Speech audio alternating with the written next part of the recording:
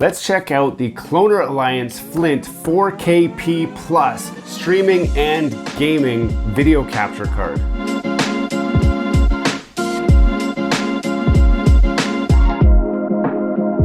Hello and welcome back to Gears and Tech. Today, the fine folks at Cloner Alliance have sent me this, which is a Flint 4KP Plus video capture card. Now, before we go too far into this video, you should know that they did send me this at no cost to me. I do not have to return it, so I have gained a capture card out of this review, which may or may not impact my perspective on this. I will say that I have not been coached on what to say. I have not been told anything specific that I should add to this video. I was simply sent this product and asked to review it in my honest opinion. My commitment to you, the viewer, is I will actually review this as if I bought it with my own money. Would I buy this with my own money after having used it and knowing what I know now? Now you'll see that it is still fully sealed. I have not opened this yet because we're gonna do an unboxing as part of this video. And if you've seen any of my recent videos where I've done video captures, I've been using this, which is a GameLink video capture device, which I got off of Amazon. I will be comparing my experience with the Cloner Alliance to this GameLink adapter. So I'm gonna put this over here. This is not a direct comparison between the two. It is simply, here are the features and here's what I think about this. But for perspective, I have used that. So I know how that works and I will compare to how this works. So we'll get to all of that shortly. Now, to start out with, despite what the name says, 4KP Plus, this is not a 4K capture card. This has the ability to output or pass through a 4K 60 signal to an external device, a monitor or whatever, but it captures in 1080p. If you are looking for one that captures in 4K, you would be looking for the Flint 4KP Pro, not the 4KP Plus. Now, there is a cost difference, and that's probably why you're here looking at this video. Do you need to spend the extra money for the 4K capabilities? We'll cover that. We'll get to that, okay? Don't worry, we'll get there. Just stick with me for the unboxing and we'll talk about all this. While this does not offer 4K recording, it does offer a seamless 1080p at 60 frames per second, low latency video recording format for streaming with Twitch, OBS, or just capturing your game capture footage. You can also connect this up to your DSLR camera to capture 4K video footage onto like a computer rather than the capture card. And a lot of YouTubers are using it for something like this, their studio setup, to help enhance the visual experience without spending a lot of money. So overall, we want to find out if this is actually worth your money or if there's something better out there for you. So before we get too far in, I guess we need to open it up and see what's inside the box, and then we'll talk about the specs, and then we'll hook it up and we will try it with my PlayStation 5 just to see what the performance looks like. Before we get too far into this video, don't forget to subscribe to the channel down below. If you've seen some of our content already and have not subscribed, we want you to join our community. Smash that like button, hit subscribe, and let's get back to the video. So we'll peel the plastic off. Like I said, this is brand new. I have not seen this yet. We'll open the top to you guys so you can see it first. Oh, wow, okay. So first off, we have the Cloner Alliance Flint 4KP Plus manual. It does come with another card that says, do you need help, with a scannable QR code and contact support. So that's really nice to see. A lot of the cheaper stuff that you're gonna get on Amazon will not come with something like this. It's one of the perks you get with the higher price. You get actual support if you've got problems. Now, hopefully we don't have any problems. I'm not intending to call tech support. There are some good instructions that show you how to hook this up. So it's very easy. They show you how to register it, how to connect your devices for input and for pass-through, and if you want to connect any audio like a headset or a mic or for music. That comes in handy when you're looking at streaming because you can inject the sound into the stream very easily. What else do we got? A USB-C connection. And then again, the QR code on the back that says if you've got problems, call us or text us or whatever. Next, we've got this little guy here. That's the capture card. I guess, why not? Let's pull this out now. Now, first off, I'm gonna tell you, like, so the finish on here, it feels like an aluminum finish with an anodized coating on it and a nice beveled edge that is very shiny. The middle piece actually feels like a cast aluminum as well. So it's very high quality. It's a sturdy construction. It's actually quite heavy in your hand. Compare that to some of the cheaper Amazon ones. They come in a plastic case and they will not feel like this at all. There's no switches or anything on here, no buttons to push. It's simply a line in, a line out, a USB port. You've got the audio line in, you've got the microphone line in, and you also have audio line out if you needed to extract the audio for whatever reason. It should also pass all of the audio outs through the HDMI, but I'm not sure about that at this point.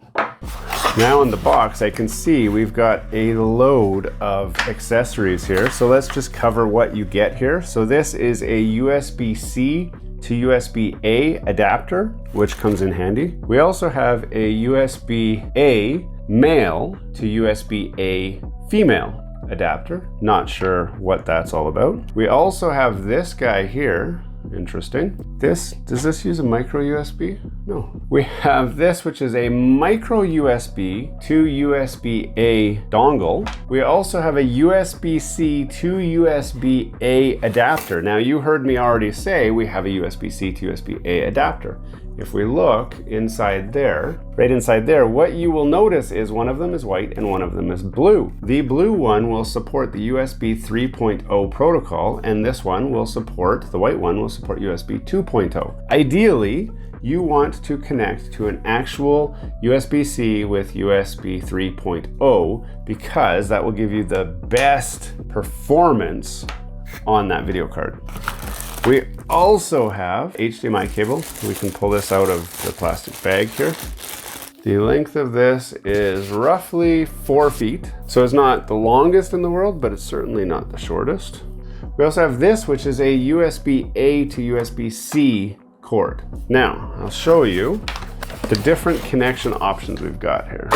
So this guy connects with the USB-C cord just like that. That will give you this end here, which is a USB 3.0 cable, and it should plug into any USB port. However, if you have a USB-C port, you can use this, which is the USB 3.0 to USB-C, like that. And then on this laptop, for example, that will plug into my USB-C port, and it should connect right away. And there's the sound, and it does recognize the card. Now, I'm not gonna actually test it on the laptop because I want to use the video pass-through over here. So we will move over to the computer in a minute. Now let's talk about connectivity for a minute. This will work with any gaming console that has an HDMI output. So the PlayStation 5 obviously easily covers that. One thing I want to find out is what the minimum video input signal is. So I have a PlayStation 2, and I actually was using that video card to do video capture of my PlayStation 2, and I had a hard time capturing the video signal with different video cards that I tried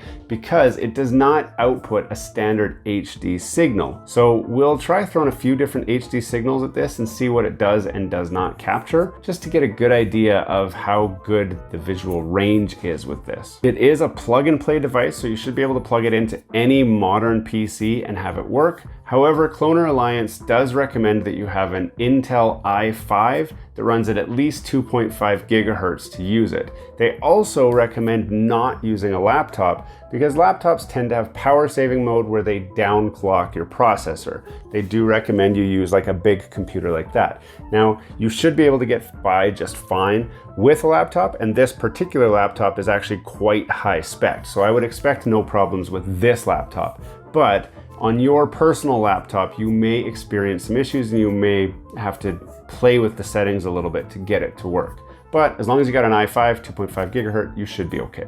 Now, while this is plug and play, it's not easy to use. So when you plug it in, it will become available, but it doesn't just plug in and then just work. It simply becomes a peripheral on your computer that you have to know how to use. Now, personally, I use Streamlabs OBS streaming software, and it will just jump right into that. So I will show you connecting up to Streamlabs so you can see what that looks like, but you need some sort of video capture software to actually use the signal that's coming off of this. It's not just gonna record it to your PC magically.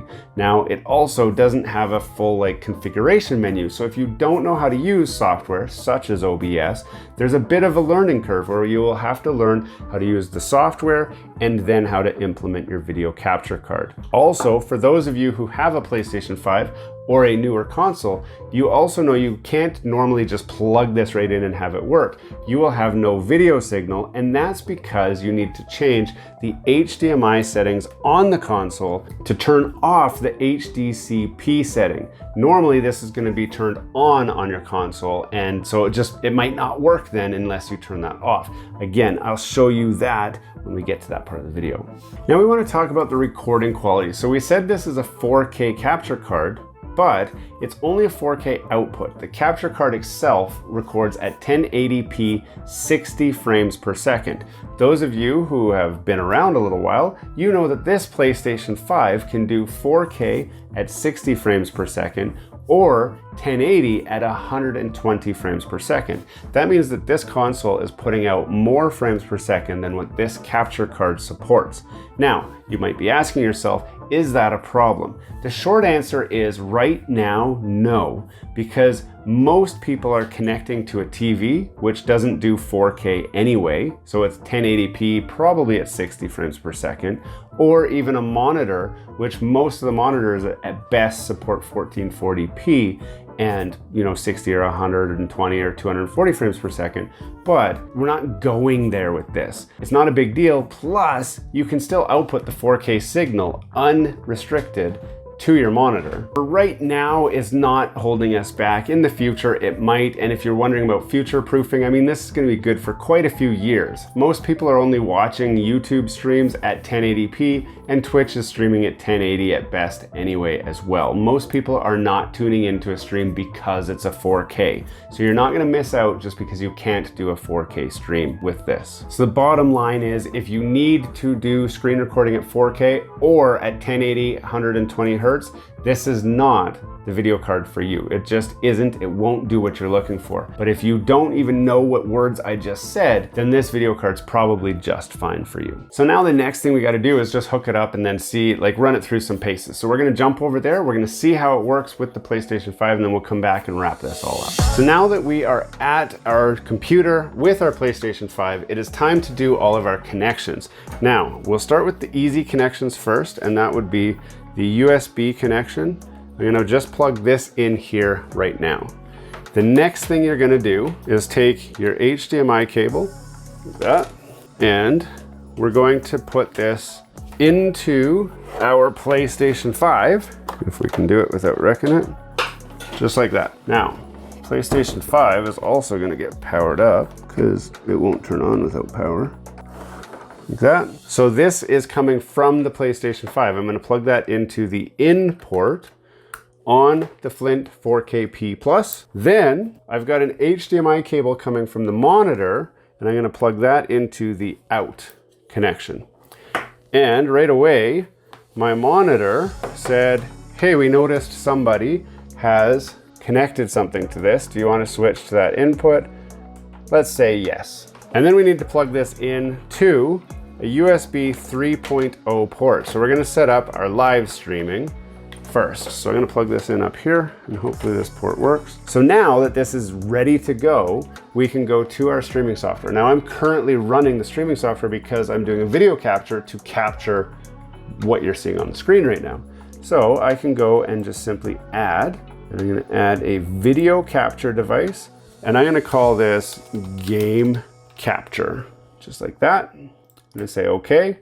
Now it's going to say, well, what is your game capture device? I do have a webcam which is mounted up there. I used it for the overhead shots that you've seen in other videos, but that's not what I'm doing here. I'm going to use the live streaming video device, like that. I'm going to say okay, and then we'll put that over here on this side of the screen. So right off the bat, interesting. So on my monitor, you guys can see with this camera right here on the monitor, I have nothing on the monitor, but in my game capture software, it's giving me a video signal that says Flint, no signal found. Don't worry.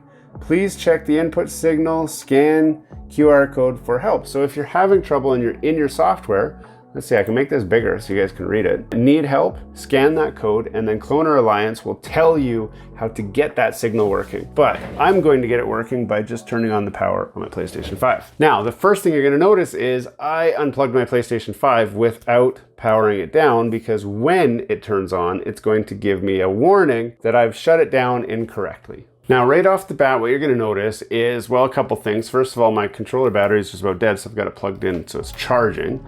But you're also, new PlayStation Plus games available. We'll check those out after. So you can see this monitor has a display input right now. This is capturing the pass-through image. So if I unplug this cable here, I will lose the video signal to the monitor, but my live stream still shows my video game content. Now, normally I wouldn't want to play through here because there will be some input lag introduced. And when you're doing competitive gaming, which is probably why you're streaming, you don't want any input lag.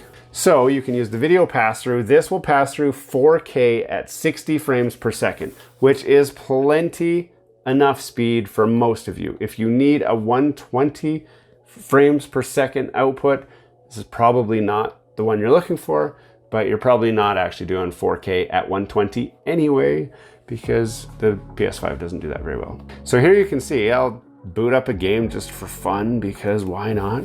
So now here we've got it up. Now it's a little bit of a mirroring trickle down effect here, because we're full screen with half screen with half screen with half screen.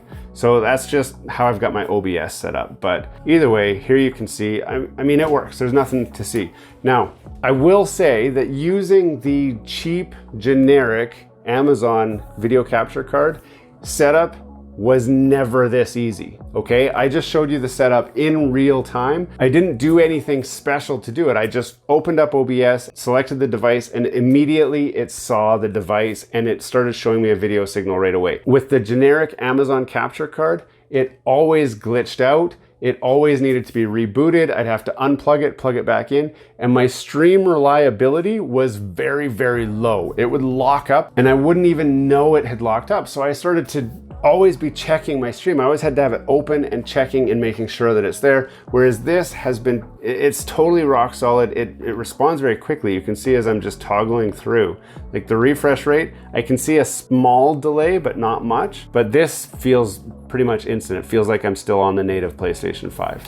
So easy setup when you know what you're doing, and it connects up without any drama. Now let's power this off and see how it does with turn off PS5. I'm gonna go grab my PlayStation 2 and see how easily it captures the signal from that, because that's the one that was having a problem before. So let's check that one out. Now right away, I gotta say, I'm really loving the fact that this says no signal found when there's no input signal. My cheap Amazon card, it never said anything. So I didn't know if it wasn't getting a signal. I didn't know if the signal was out of range. I didn't know anything. With my PlayStation 2, the signal was actually out of range on the original capture card. So I had to get a different capture card that captures the video signal that this thing's putting out. Now I did a different video that shows you all of my setup for this PlayStation. So if you're seeing this and you're wondering what the heck has he got going on there, I show it all in a different video. But let's turn this on. I'll plug that in. And then let's see. Now my monitor's freaking out that the input's out of range, but the Cloner Alliance card captured the input. Now what's it doing? There we go. Very, very interesting. So you can see here, my monitor's freaking out. My monitor will not accept the input range of the PlayStation 2 to the monitor, but the Cloner Alliance card is clearly capturing the input range here. So now I can go, let's load up my free McBoot. And this just loads the games right of a stick there. It opens up OPL, and let's see if I go to a game, let's see what happens. If I go into the game, if the monitor will support the video signal then. Still says out of range. Wow. Okay, would you look at that? So here you can see that it's showing the game playing through the capture card. So it's capturing the video input signal, but this is not showing the capture signal at all. I could still play if I wanted to. I can switch this to 2 screen and then I can go preview on there. And there you go. So I've got the game running. You can see the game's running. It's working just fine. Made by Atari. And wow, look at that. That looks so good. That looks really, really, really good. Actually, I'm very surprised at how good that looks. So anyway, this isn't a video about how good the PlayStation 2 looks through a Flint 4KP Plus video capture card. But dang, that looks so good. Looks so good. So you've seen how it hooks up. Let's go back, do a quick wrap up on everything that we've learned through this video. Now that we've finished actually testing this, let's talk about the reliability. This device has actually been pretty reliable. It's stable, you plug it in, it works. We didn't experience any major crashes. Now, contrast that to the device back there that we looked at, and I told you this wouldn't be a comparison video, but that thing crashes all the time. It was a $60 capture card. This one is about $200, Canadian at least. So it's not a cheap capture card. So who is this for? This is for the guy who's looking at the Elgato. So if you are used to that name brand, you know that they kind of have a stake for being a reliable, good video capture card. It's very similar to the HD60S Plus, which is a bit higher of a price point than this guy. So this is pretty much the same for less money. You can't go wrong with that, right? As we already talked about, the product quality is very top notch. This device itself is very high quality. When you go over to the adapters and the accessories, these little adapters, they feel kind of cheap. They don't feel as premium as the device itself, but they do the job. So if you need these adapters to make it work, they're there already. Most of the cheaper cards, like that guy over there, it doesn't come with any adapters. It either works for you or it doesn't, and you're stuck. So this at least comes with everything you need out of the box to get streaming right away. Hey, thanks for watching all the way to the end of this video. We hope you enjoy the content in this video, and we'd love to have you come back. Consider subscribing to the channel if you haven't already. And for those subscribers who are looking for that extra special thing that you can do to support this channel, consider joining our members group. That's where we're building this community, the Gears and Tech community, where we can all enjoy content together. You'll get special perks, which we'd love for you to check out by clicking the link down below. For those of you who are just happy to watch the video, that's okay too. You can check out some of our other content right over here, where we've got some previous videos that have already been uploaded and enjoyed by many of our viewers already. We do hope to see you again. This has been Gears and Tech. Have a great day.